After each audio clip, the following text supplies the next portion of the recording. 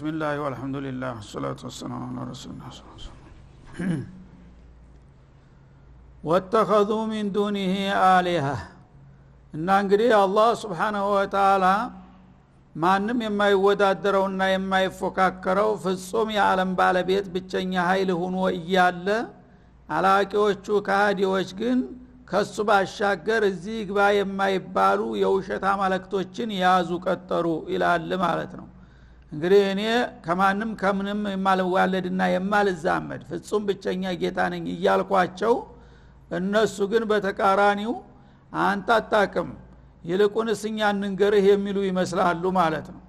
እና ምናሉ ያለ ሸሪክማ እንዴት ትኖራለህ ያለ ልጅማ እንዴት ይሳካል ብለው ለኔ ሐሳብ ተቆርቋሪ መስለው እተኸዙ ሚን ዱኒሂ አሊሃ ከአላህ ሌላ አሊሃትን ያዙ። አሊሃ ማለት የኢላህ ጀምዕ ነው። አንድ ሲሆን ኢላህ ይባላል፣ ብዙ ሲሆኑ አሊሃ ይባላሉ።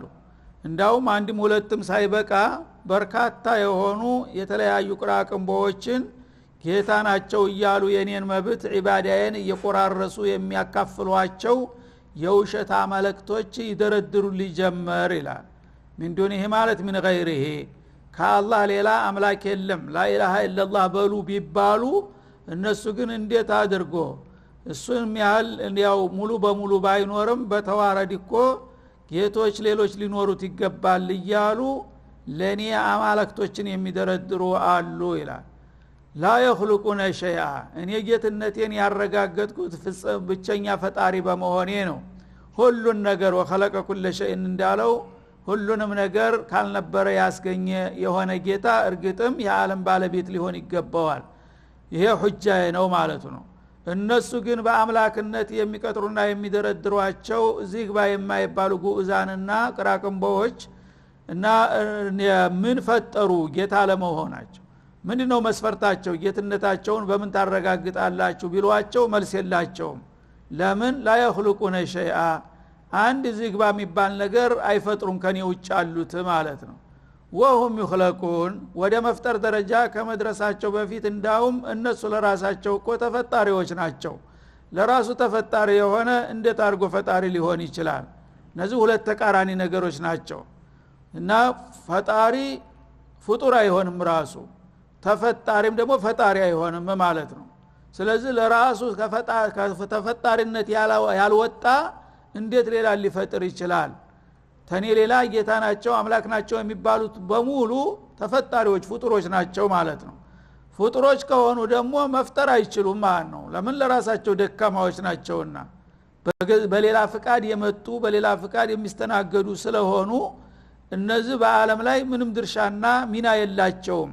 ለምን? ጌትነት ደረጃ ሊደርስ አይችልምና ፍጡር ከሆነ ማለት ነው። ሰዎች ግን ይህንን መስፈርት እንግዲህ ሳይገነዘቡ እንዲሁ ዝም ብለው በዘፈቀር ተነስተው እንደ አይነቱ ጌታ ነው እሱን ታከበርኩትና ከተሳለምኩት ይረዳኛል ያዘርቀኛል እያሉ በእኔ ደረጃ የሚያመልኩና ጎንበስ ቀና የሚሉላቸው የውሸት አማልክቶች በርካቶች ናቸው። እነዛ ነገሮች ግን ምን አድርገው ነው ጌታ የሆኑት ቢባሉ መልስ የላቸውም። የጌትነት ማረጋገጫ ፈጣሪ መሆን ነው። ፈጣሪ ደግሞ ሊሆን የሚችል የለም እነሱ ከሚያመልኩት ነገር። እንደውም ለራሱ ተፈጣሪ ነው። ለራሱ ተፈጣሪ የሆነ እንዴት ፈጣሪ ይሆናል ይላል። ወላ يملكون لانفسهم ضرا እንዲሁም ከኔ ውጭ አምላክ የሚባሉት ነገሮች ሁሉ ከራሳቸው ላይ ጉዳትን መገፍተር እንኳን አይችሉም። በራሳቸው ላይ አንድ አደጋ ቢቃጣቸው ተዛ ነገር ለመከላከል ወይም ለማምለጥ እንኳን አይችሉም ማለት ነው። አላህ Subhanahu Wa Ta'ala በአንድ አደጋ ሊመታቸው ቢፈልግ ከሱ ውጭ ያሉትን ያ የመጣባቸውን አደጋ ሊመክቱና ሊከላከሉ አይችሉም።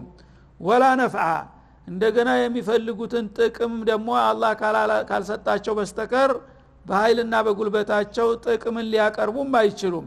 ስለዚህ ለራሱ ጥቅም ሊያመጣ የማይችል ጉዳት ሊከላከል የማይችል ለሌሎች እንዴት አምላክ ተብሎ ይሰየማል ማለቱ ነው። ወላ يملكون መውታ እንደገና ደግሞ ሞትን የማይቆጣጠሩ ማለት እንግዲህ ጌታ የሆነ ሌላው መገለጫው ፍጥረታቶችን በፈለገው ጊዜ እንደፈጠረ ሁሉ እድሜያቸው ሲያልቅ ደግሞ ይወስዳቸዋል ይገላቸዋል ማለት ነው። ከኔ ውጭ ያሉት ግን ሞትን ሊያዙ አይችሉም። በሞት ይመታሉ ራሳቸው ማለት ነው። ሞት ያጠቃቸዋል እንጂ ሞትን ሊቆጣጠር የሚችል የለም ከኔ ውጭ አለ ማንም ይሁን መልአክም ይሁን ጅንም ይሁን ሰውም ይሁን ሐይዋናት የፈለገው ያው ጌታ ሞት ባለው ጊዜ ይሞታል ተፈጠር ሲያለው እንደተፈጠረ ሁሉ ማለት ነው ከጌታ ውጭ አለ የመግደል ስልጣን የለውም ወላ ሐያተን ህይወትም የመስጠት መብት የላቸውም ለፈለጉት ህይወት ሰጥተው ሊያመጡት አይችሉም ማለት ነው ወላ ኑሹራ እንደገና ደግሞ ከሞተ በኋላ አንስተው ለሂሳብ ሊሰበስቡትም አይችሉም እኔ ፍጥረታትን አንስቼ የውመል ቂያማ ለምርመራ እንደማቀርባቸው እንደዚሁ እኔም በበኩሌ ፍጥሮችን አንስቼ መረምራለሁ ሊል የሚችል ምንም አይነት ኃይል የለም እነዚህን ነገሮች እንግዲህ የማያሳይ ከሆነ እንዴት አድርጎ ጌታ ሆነ ይልሃል ማለት ነው እንግዲህ ሎጂካዊ በሆነ መልኩ ማንም አእምሮ ያለው ሰው በቀላሉ በሚገባው ቋንቋ አስቀመጠልህ ማለት ነው አላህ Subhanahu Wa Ta'ala የዓለም ብቸኛ አምላክና ባለስልጣን የሆነው በምን መስፈርት ነው ምን ማረጋገጫ አለ ቢባል እነዚህ ነጥቦች ናቸው በዋነኝነት የሚጠቀሱት ማለት ነው አንደኛ የሁሉ ነገር ፈጣሪ ነው አለ ሌላው የሁሉ ነገር ፈጣሪ የሚባል አለ የሁሉ ነገር ፈጣሪ ሊሆን ቀርቶ የአንድ ነገር ፈጣሪ ሊሆን የሚችል የለም ማለት ነው እንደገና ከራሱ ላይ ጉዳት የሚከላከል ነው ጌታም የማንም ጥቃት አይፈራም ማንም ነገር ያጠቃኛል ብሎ አይፈርም ወይ ይጅሩ ወላ ይጃሩ አለይሂ ይላል ዓለምን በሙሉ የሚጠብቀው እሱ ነው እሱን ግን አንድ የሚጠብቀው ዘበኛ የለም ፍጡር ግን ትንሽ ደረጃ ታለው ማዕረግ ካለው ስንቱ ዘበኛ ነው የሚጠብቀው ዙሪያውን ከቦሌት ተቀን ማለት ነው ጸጥታ እየተባለ የሀገሪቱ ሀብት በሙሉ የሚሟጠጠው በጸጥታ ጥበቃ ነው ማለት ነው ስለዚህ አላህ ማንንም አይፈራም ማንም ጠባቂ ዘብ አይቆምለትም ማለት ነው ለምን ጉዳት ሊመጣ አይችልም ያለሱ ፍቃድ ጉዳትንም ጥቅምንም የፈጠረው እርሱ ነውና ማለት ነው ጥቅም ደግሞ ሊያቀርብ የሚችል የለም ከሱ ሌላ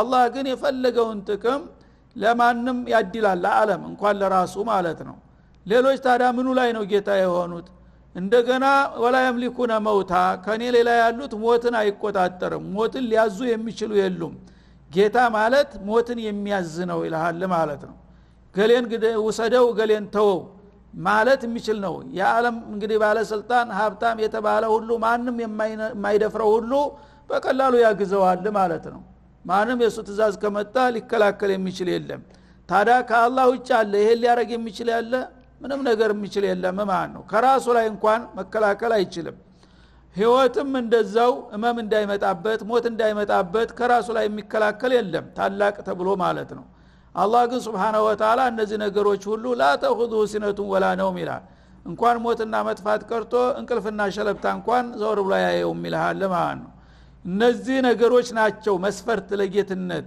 እነዚህ ነገሮች ያ አንዱ እንኳን የሌላቸውን ልክ እንደኔ እንደሚጠቅም እንደሚጎዳ አድርገው ሁሉ ጊዜ የሚሳለሙና የሚቃኙ ጅሎች ይገኛሉ የት ላይ ነው ጌትነታቸው ይላል ጌታ የሆነ ቢያንስ እነዚህ ነገሮች ላይ ምርታ ማሳየት ነበረበት እኔ ግን እነዚህን በቀላሉ የምቆጣጠርና የሚያሽከረክር በመሆኔ ጌትነቴን አረጋግጫለሁ የናንተ አምላክ ተብዬዎች ምን ተክረው ነው ጌታ የምትሏቸው በማለት ያፋጥጣል ማለት ነው وقال الذين كفروا እነዛ ከሃዲዎች ደግሞ ይባስ ብለው እንዳውም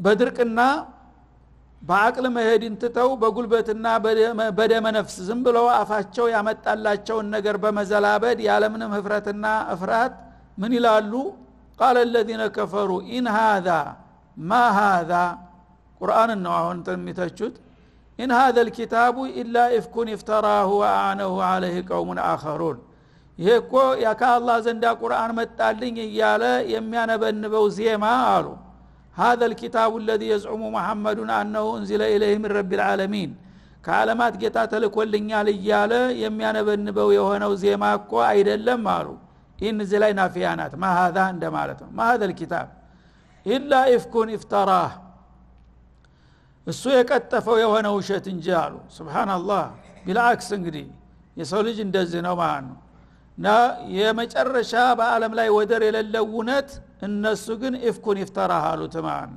የቀጠፈው ውሸት ነው መሐመድ ዝም ብሎ ባለው ተሰጦ አፈጮሌ ስለሆነ ዜማውን አቀነባብሮ ቁርአን ወረደልኝ ብሎ በቅጥፈት ያቀረበው እንቶ ፈንቶ እንጂ እሱ እንደሚለው የረበል ዓለሚን ቃል አይደለም እኮ በማለት ደፍረው ተናገሩ ይላል።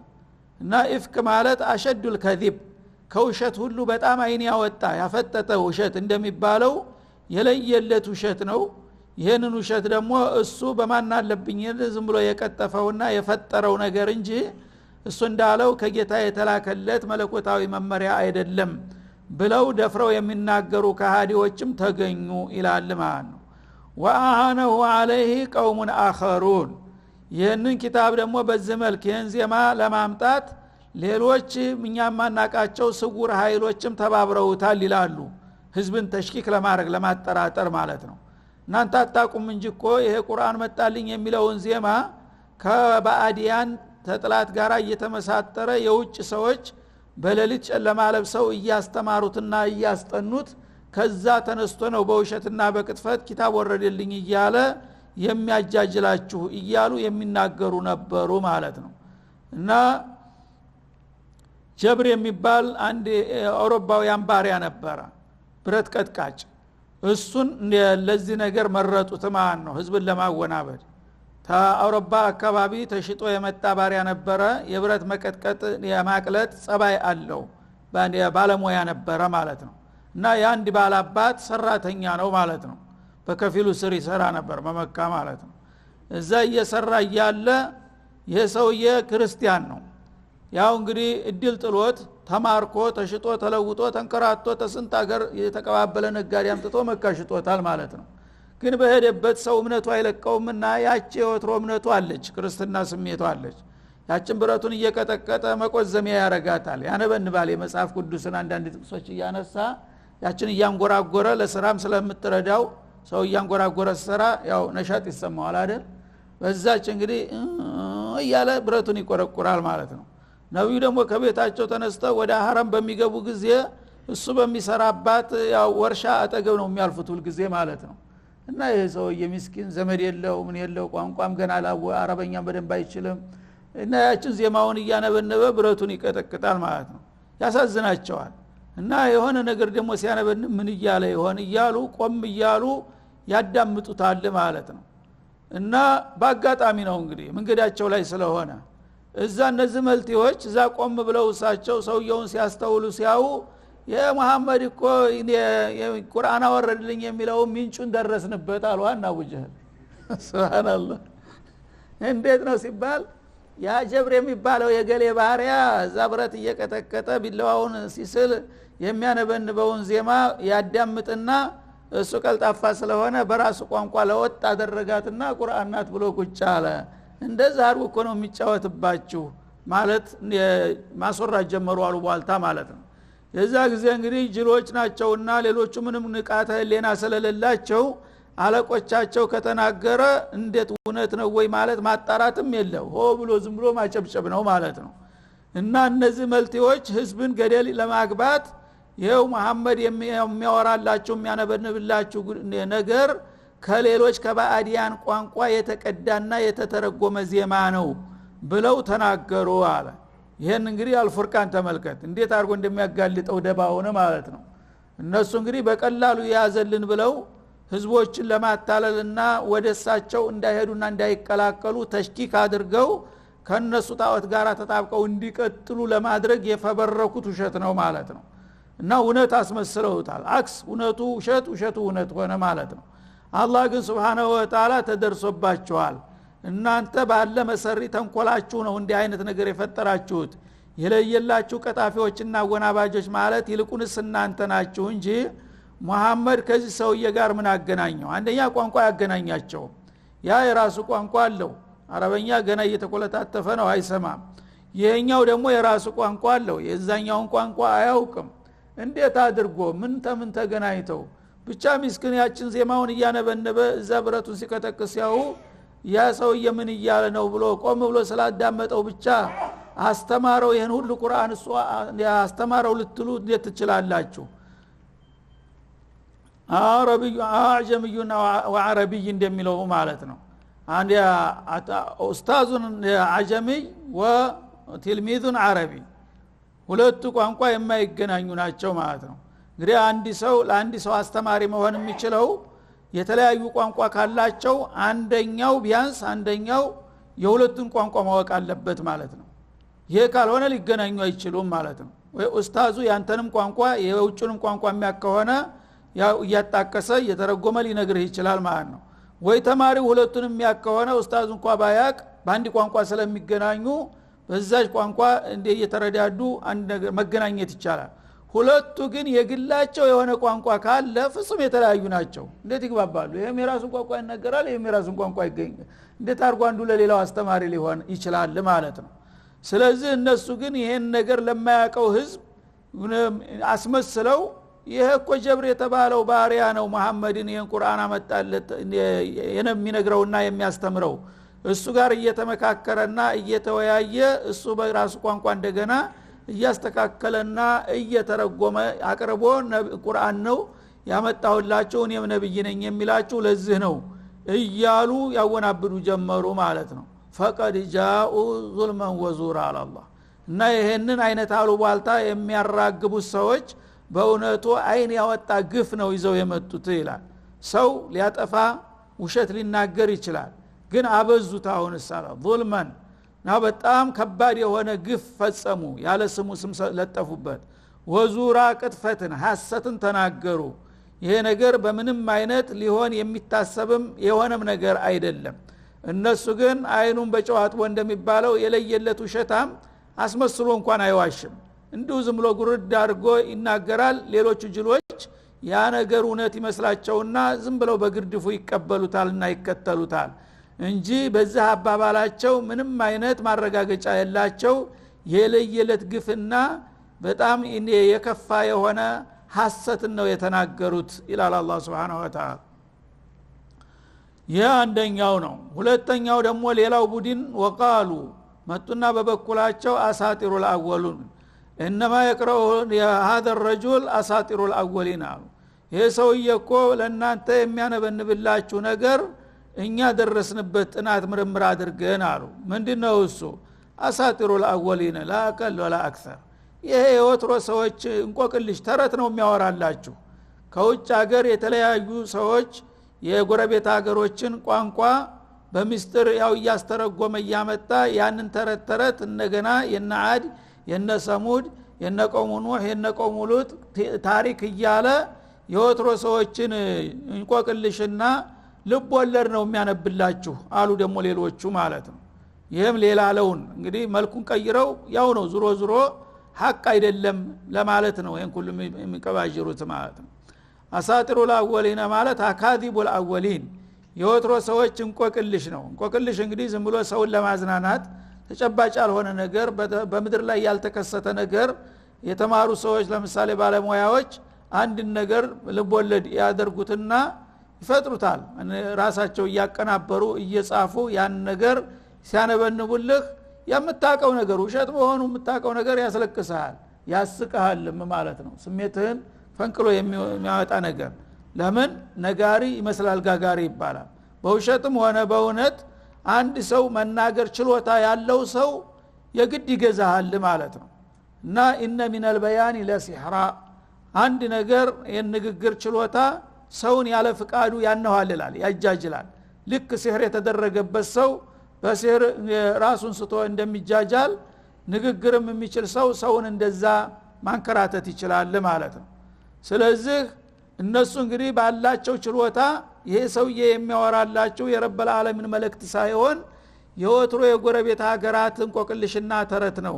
ያንን ተረት ቀጣጥሎና አቀናብሮ በጥሩ ቃላት ከሽኖ ሲያቀርብላችሁ የአላህ ኪታብ መጣ እያለ ሲነገር እውነት ይመስላችኋል። አይደለም እኮ እንቆቅልሹን ነው እንደዛ አቀናብሮ ያመጣላችሁ ይሏቸው ጀመር ማለት ነው። እክተተባሃሹ እስተክተባሃ ማለት ነው።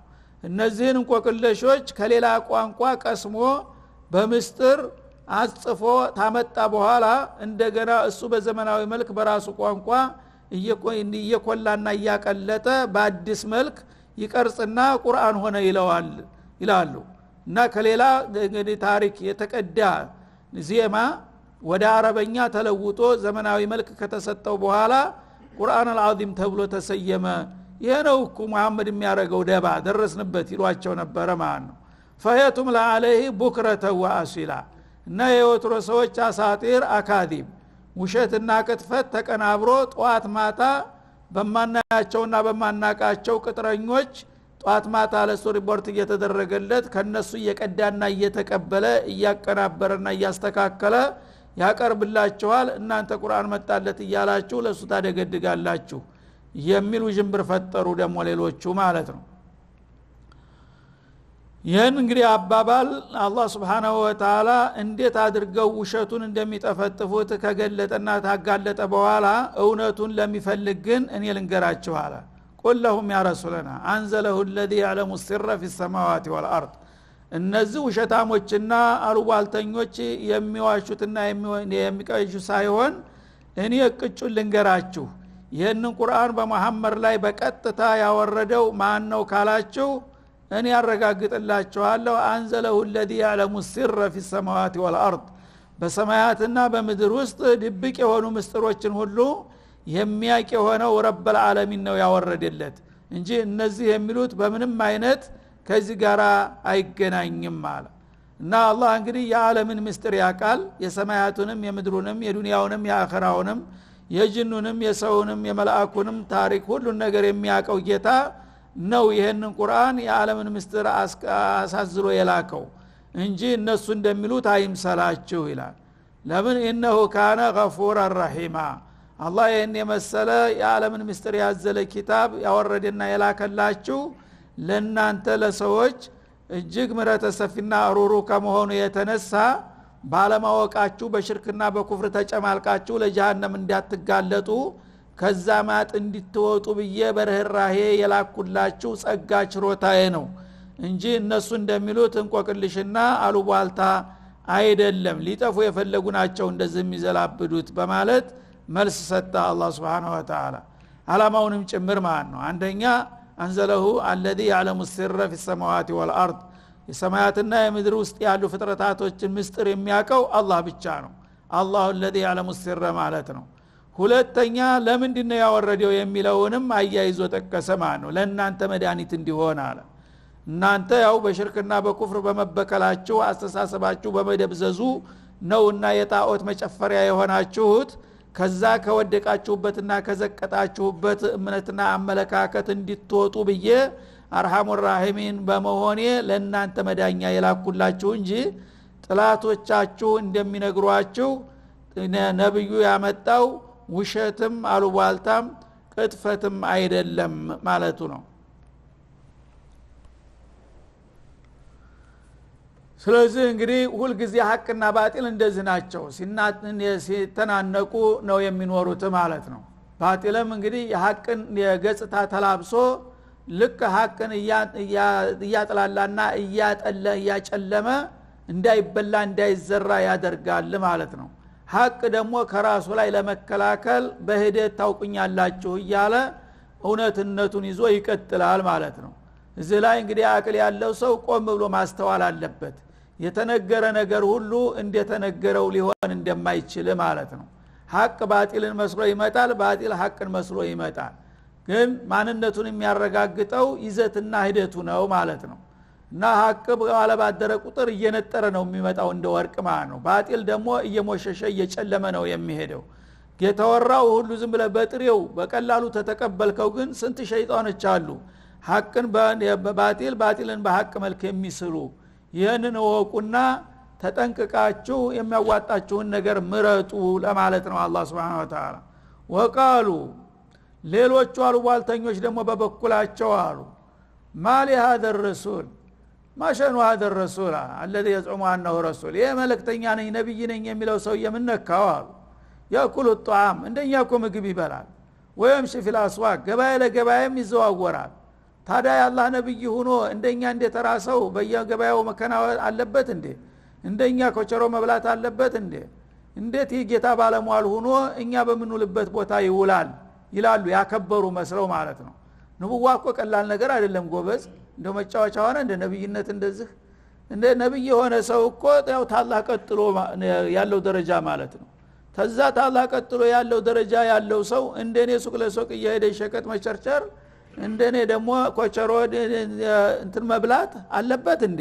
በአለም ላይ አለ ከተባለው ንጉስ ሁሉ በላይ የተደላደለ ኑሮ መኖር አለበት ነብይ ከሆነ ይሄ ያልሆነ ሰው ነብይ ነኝ ካለ ውሸታም ነው የኔ ቢጤ መራሪ ደሃ እንዴት አድርጎ ነብይ ሊሆን ይችላል ለንቡዋ ጥብቅና ቆመ ማለት ነው ንቡና እንግዲህ የማይገባቸው ሰዎች ደረጃቸው የማይመጥን ሰዎች እንዴት ነብይ ነን ብለው ይነሳሉ ንቡዋን መድፈር እኮ ነው ብለው ሊከራከሩ ነው ማለት ነው ለአላህም ጥብቅና ሊቆምበት ነው ነብይነትን ማዕረግ እኮ ያረከሱ ነው እንደው ዝም ብለው ተነስተው አንዳንድ ድርዮች እንደኛ የማይሻሉ ሰዎች ነብይ ነኝ ሲሉ ዝም ትላቸዋለህ እንዴ ይሉታል ማለት ነው ስለዚህ አላህ Subhanahu Wa Ta'ala አሁንም ለነዚህ መልስ ይሰጣቸዋል ማለት ነው ማሊ هذا الرسول የሰውዬ ምን ነካው ምን መሆኑ ነው አሉ የማጥላሊያ ቃልን ማለክ እንደሚባለው እሽበክ ይባላል ሰው እንትን ሊወርፍ ሲፈልግ ማለት ነው አንተ ደህና አይደለህም እንዴ ወፈፍ ያረጋል እንዴ መልእክተኛነቱን የተቀበሉ ይመስላሉ ማሊ هذا الرسول ማሊ هذا الذي يزعم انه الرسول ማለት ነው ይሄ ነብይ ነኝ ተብየው ሰውዬ ምን ማድረጉ ነው አሉ ያኩሉ الطعام እንደኛው ምግብ ይበላል ጉድ እኮ ነው እንደኛው አብሮ ዳቦ ቂጣ እየበላ እንደገና ነብይ ነኝ ይለናል አሉ ማለት ነውር ሆነ መብላት ማለት ነው ወይም ሽፊል አስዋቅ እንደገና ደግሞ ተከሱብ ለራሱና ለቤተሰቡ የለት ጉርሱን ለማግኘት ገበያ ለገበያ ይሮጣል እንደኛው እንዴት አድርጎ ይሄ ነብይ ሊሆን ይችላል አሉ ለውላ እንዝለ ኢለይሂ መለክ አሉ ስለዚህ እሱ እንደሚለው እውነት ነብይ ቢሆንም ማኑሮ ይሄን ንቡዋ ከጌታ ያመጣልኝ መልአኩ ነው ብሎናል ያ መልአክ መልእክቱን ይዞለት የመጣው ከጎኑ ቆሞ ለምን ሲያናግረው አንሰማም አሉ በገሃድ فيكون معه نذيرا ያ አላህ ተወካይ ከወደ ሰማይ ተልኮ የመጣው ልኡክ ከሱ ጎን ቆሞ ይሄ ሰውዬ ረብ العالمين በንቡዋ መርጦታል ሹሞታል ስለዚህ ሰዎች ታዘዙት ተከተሉት ብሎ ለምን የሹመት ደብዳቤውን በአደባባይ ወኛ ፊት አያነብምና ያስረክብም ብለው ደግሞ ይሄን ጅምብር ፈጠሩ ማለት ነው ይሄም እንግዲህ እውነት ይመስላል ማለት ነው እውነትም ከአላህ የተወካይ ጅብሪል መጥቶ የሚነግረው ከሆነ ይሄ ነገር የዓለም ነብይ ነኝ እያለ ነው ቀላል ነገር አይደለም ይሄን ነገር ህዝቦችን ሰብስቦ በሰፊ መድረክ ላይ ይሄውላችሁ መሐመድ ኢብኑ አብዱላህ የተባለው ወንድማችሁ በአላህ ዘንድ ተመርጧልና እኔ ያው የሽመት ደብዳቤውን ይጀመጥቻለሁ ከረብ العالمين ከዛሬ ጀምራችሁ ወቁት ተከተሉትና ተቀበሉት ብሎ ተጎኑ ቆሞ ለምን የሹመት መረጃውን አይሰጠውም ይሄንን ካላደረገለት ግን ውሸታም ነው ወደሚለው ድምዳሜ ለመድረስ ማለት ነው ይሄ ደግሞ ሌላው አሉባልታ ነው ማለት ነው እንግዲህ አንዱ ሲከሽፍባቸው ሌላ ደግሞ አዲስ ነገር ይፈበርካሉ ማለት ነው እና እነሱ ወይ ለምን ራሱ መልአክ አልሆነም ወይም ደግሞ ቢያንስ የመጣው መልአክ ለምን ከጎኑ ቆሞ ሲያስተባብርለት አናይም ይሏቸው ነበር አዩልቃ ኢለይሂ ከንዙን ወይም ደግሞ እንደኛ እንዲሁ ዝም ብሎ ጎስቋላ ኑሮ ከመኖር በጎጆ በቁሻሻ ነገር ለምን ከንዛ ይወርድለትም طيب صلى الله عليه وسلم على النبي عليه الصلاه